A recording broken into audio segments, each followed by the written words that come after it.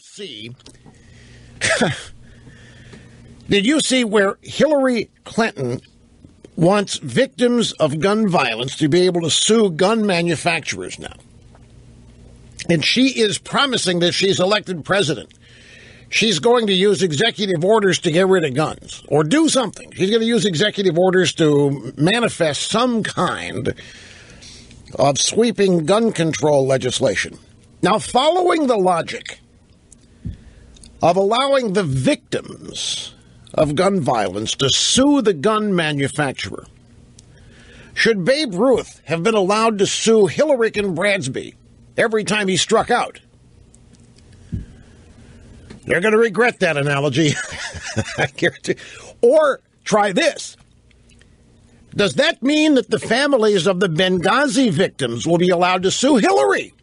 I mean, if we're going to go out and try to find and be able to sue the people responsible for making victims victims, and in this case, Hillary thinks it's the gun, well then, could the Benghazi victims be allowed to sue Hillary and sue Obama? The Benghazi families have a lot more of a case than the gun manufacturers do. In fact, why didn't Hillary and Obama just blame Benghazi on the guns? I mean, we have 4 dead Americans. We had terrorists using weapons and guns. And why didn't they blame the guns there? No, look, I know it sounds facetious, but I'm being half serious here. If guns kill people, why not blame guns for what happened in Benghazi? Instead, they blamed this stupid video that nobody ever saw. You know, when it comes to this kind of thing, look what they do. They blame a video for what? Creating anger and behavioral problems in a mass number of people who then go out and get guns and start shooting people. Isn't it amazing that when the same set of circumstances here, like take the shooter in Oregon, what did he watch? What did he see? And where did he watch it and see it that made him want to go get his guns and start shooting people?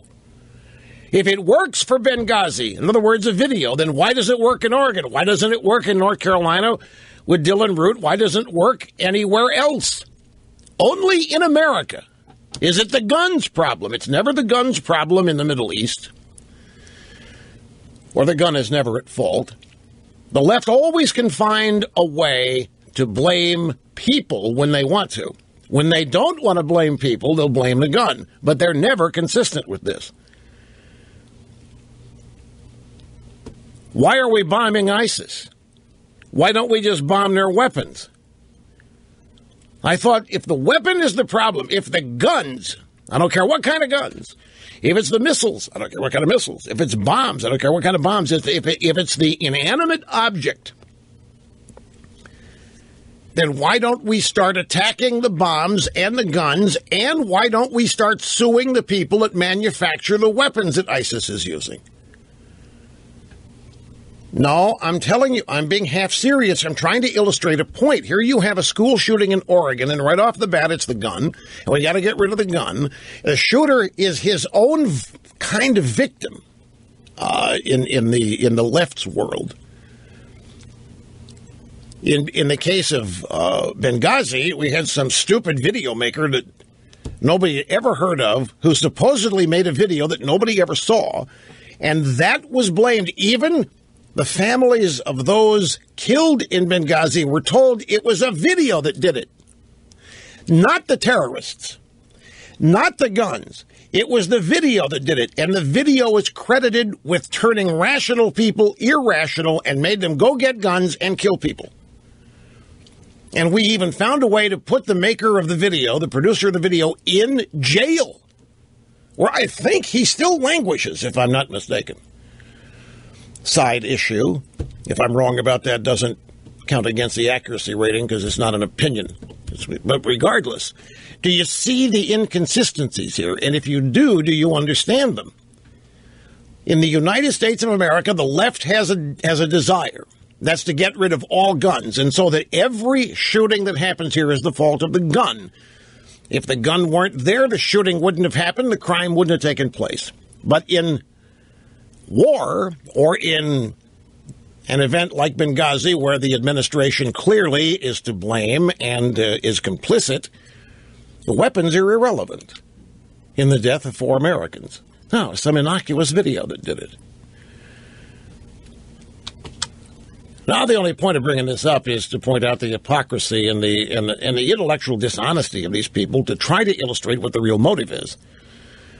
And that is the continued drip loss of liberty and freedom. The Afghan hospital.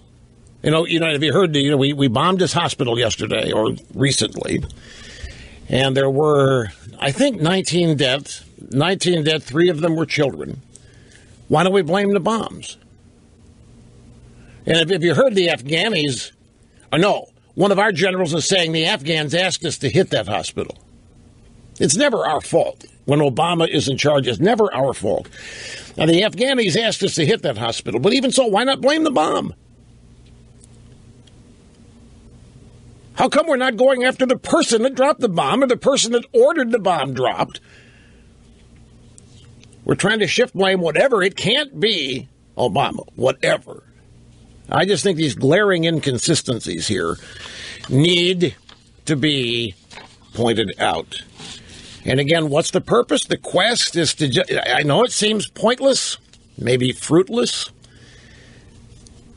but the effort is to try to convince as many people who are caught up in all this that the gun is the problem, that it isn't, and to be vigilant and understand why they should not fall for it. That's the whole point, folks. See if it works.